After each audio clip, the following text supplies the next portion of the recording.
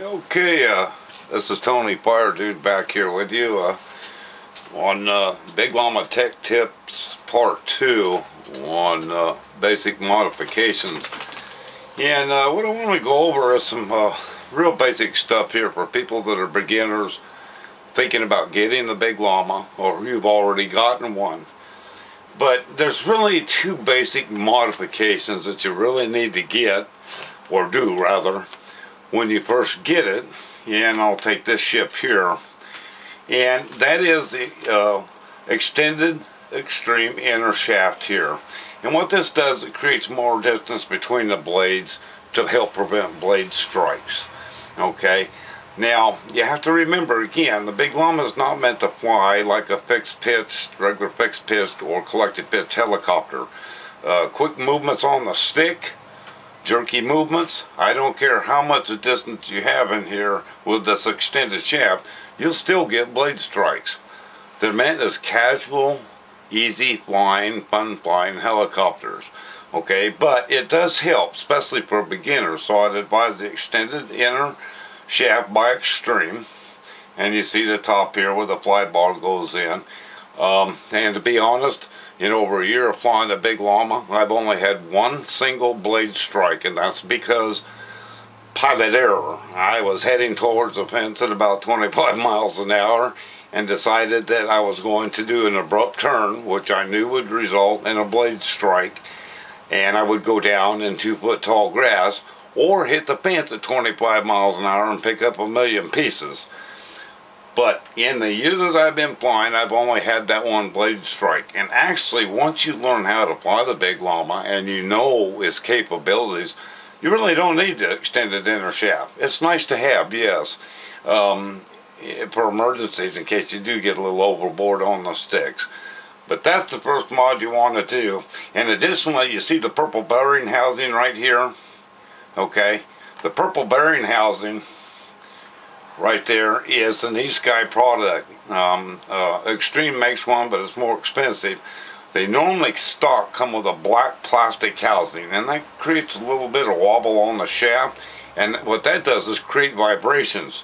You get the metal in here that comes with the bearing, and that reduces any vibrations that you might get out of that shaft. And I'll do another tech tip video on chasing down vibrations in part 3. But so, the extended inner shaft and your blue eSky top bearing there that goes on top of the outer shaft right here. The inner shaft is inside this outer shaft right here. It's not a big deal to change. People freak out about it, but I can build a Big Lama from scratch, from spare parts, in 2-3 hours in the afternoon and have it flying. So don't panic and don't worry about how to change it. It's pretty straightforward. Use the diagram in the book that comes with it. And the other modification that you want to do is the battery modification. And I explained that in one of my other videos you can see on the YouTube channel. And it moves your battery forward about 50 to 60%. And that gives you a little bit better forward flying capabilities. And it gives you a little forward center of gravity CG. And that will allow you, make your forward flight a little bit easier. Remember, they're not to be flown in much wind. However, all the modifications I've done, my experience at flying the Big Lama, I can fly in a 2-3 mile an hour wind. It's not ideal, and I certainly wouldn't suggest it for beginners. So those are the two main modifications you really need to look at: the extended inner shaft and the battery mod. The next thing you need to do is learn how to fly the helicopter before you think of anything else, because there's a million modifications out there for this and every helicopter on the market. And I'll get into that in a second. Learn to fly it. Put training gear on it. Tie strap them to your landing skids. Learn how to hover. Learn your orientations. Get your stick movements down. Learn the orientations of the helicopter. And then slowly start moving forward and back. Learn to fly it and get proficient at flying the thing before you look at any further modifications. Okay? Some things that you might want to order right off the bat is obviously the training gear if you don't have them. And y'all want to order some extra stock blades, because there's nothing worse than if you, even with the training gear while you learn to fly helps prevent blades hitting the ground, tip overs and stuff like that, and will save you a lot of money on blades, trust me.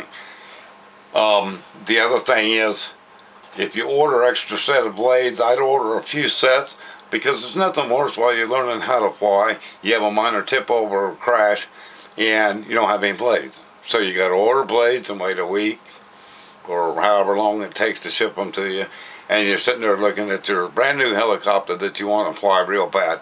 Order extra sets of blades. They're very inexpensive, so order half a dozen sets or whatever you can afford, and have those on hand. And you might also want to order an extra fly bar. These are very forgiving. I've been a few and a couple of mishaps, and you can eyeball them and bend them fairly straight, and they will suffice and fly just fine. But it's always nice to have an extra one lying around. So that's basically it. You know, once you first get going, the extended inner shaft, the purple bearing housing and bearing, and your battery modification. And then learn how, like I say, learn how to fly. Put your training gear on, learn how to fly it. Learn the characteristics, get your sticks down, your orientation down, and you know, these are coaxials, the easiest helicopters to fly. I also fly collective pitch helicopters, and they fly pretty much like the real thing, and it's a whole lot different world than the coaxial helicopters. But this is a good place to start, because it teaches you the basic maneuvers and sticks and orientations.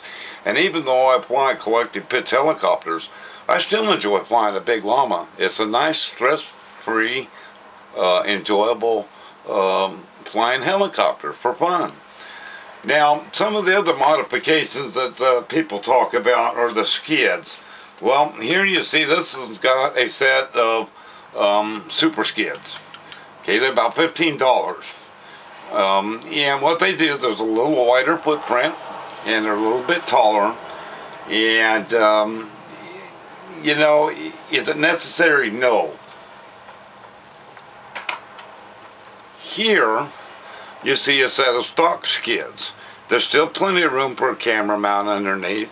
They're not quite as wide, a little bit narrower stance, but to me they give it more of a scale look. So, there's no need to go out and buy super skids right away, because you're going to be using training gear anyway. So if you're worried about the wider footprint, you can always change the super skids later. But the stock skids are fine to be learning with, especially with the training gear.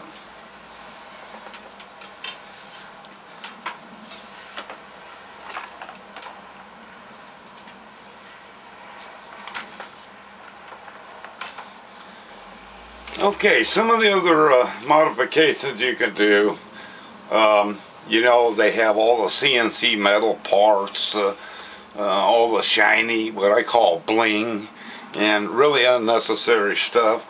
Really, depending on what CNC parts you get, some of them aren't worth a hell of beans, and they cause you flight control problems. Some are good, some are bad. What I do, and I haven't on these yet, I'm going to, is use a CNC swash plate. The reason being is they're smoother operating, and the balls with your swash links and stuff hook up. On these plastic ones, the plastic wears down, your ball links become loose.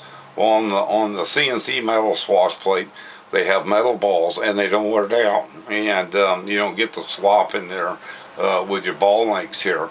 Now, and they have shiny CNC blade grips, all that kind of stuff that you really don't need. The stock parts are fine, and they're very inexpensive, so it's easy to stockpile you some extra parts, have them on hand, and in case you need them later. You know, so why put a bunch of money into expensive CNC stuff except for the swash plate when you can put that money into spare parts like blades and what have you. Now, also an upgrade for the Big Lama is the extreme gears. Now, this one you can see in there, maybe you can see the white gears in there. the upper and lower gears. One's for the top rotor, one's for the bottom rotor.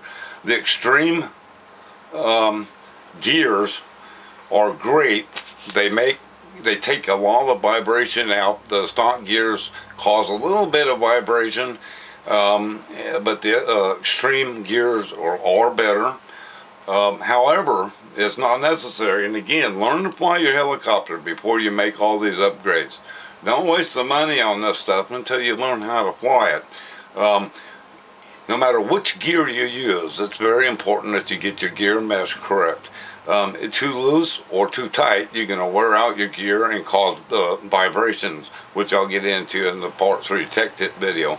But the proper gear mesh is just a tiny bit of play between the gear and the pinion on the motor. Just a tiny bit of play. You don't want it tight. You want a little bit of play, but you don't want a lot of slop. So those are some of the things that you can do later. But, you know, like I say, the basic parts you want to order first are replacement blades, and also order you a spare screw kit. Comes in a small package, small plastic package.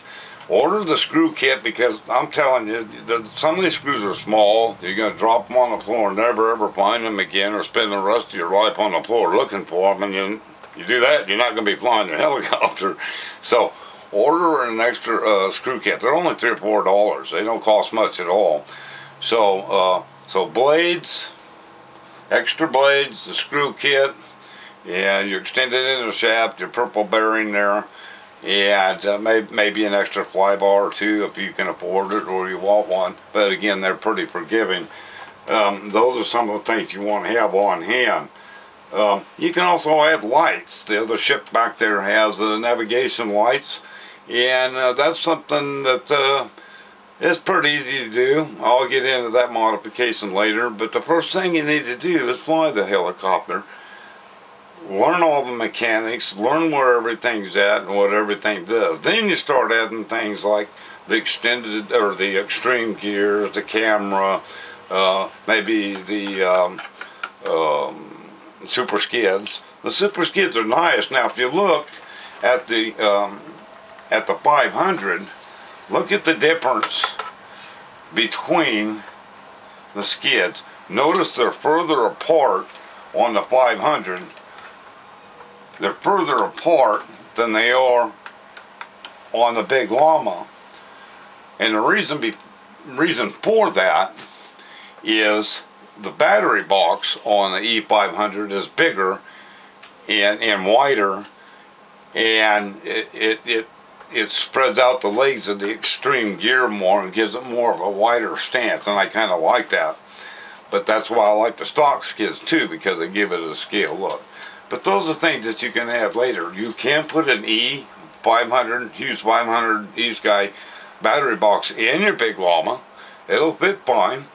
And do the same battery mod. That's also on one of my videos, and also on our Big Lama Facebook page. But those are things that come later. And like I say, the bottom line is your first two mods are your extended shaft, your purple bearing, and your battery modification. Put training gear on it, learn to fly. Don't push yourself. Take your time. Baby steps. Go slow. That's the whole key to it. If you get in a big hurry, you're going to crash it and destroy the thing. The canopies, they're fairly forgiving. Repairs can be made with clear packing tape. But to be honest with you, I've not destroyed a cabin yet.